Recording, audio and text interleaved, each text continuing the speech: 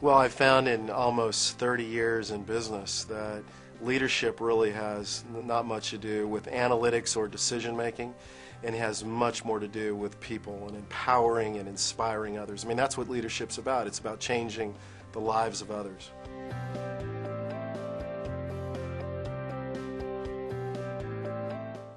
Well, it's about the basic of human frailties. That there are a lot of different frameworks on leadership.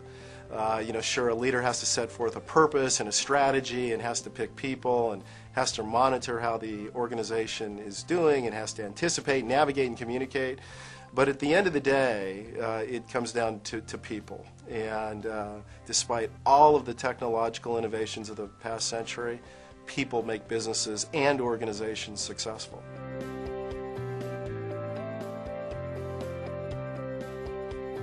The audience for this book could be anybody. It could be, people that want to make a difference in the lives of others. I mean, leadership is all about the other person.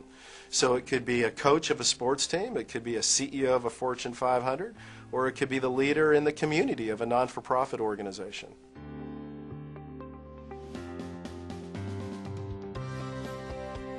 Well, if I had to pick, I'd pick two. The first is why. A leader is in the how and the what business, for sure. But ultimately, he or she is in the why business. Why does this entity exist? What is the goal? And that's really what you have to do as a leader. You have to define reality, but you have to define a common purpose, and you have to transcend self-interest to shared interest around that why, around that common purpose. And the second one is people. It's all about people, no matter what industry you're in.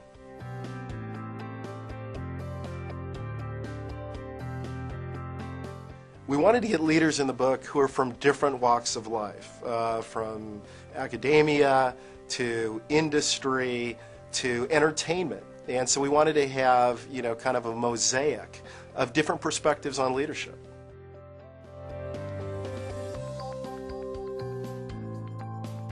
You've got to be all in all the time. I mean, leadership is 24/7. A leader can never have a bad day. Whatever mood you're in, that's going to reflect to the team, to the organization, and so it's all about being all in all the time.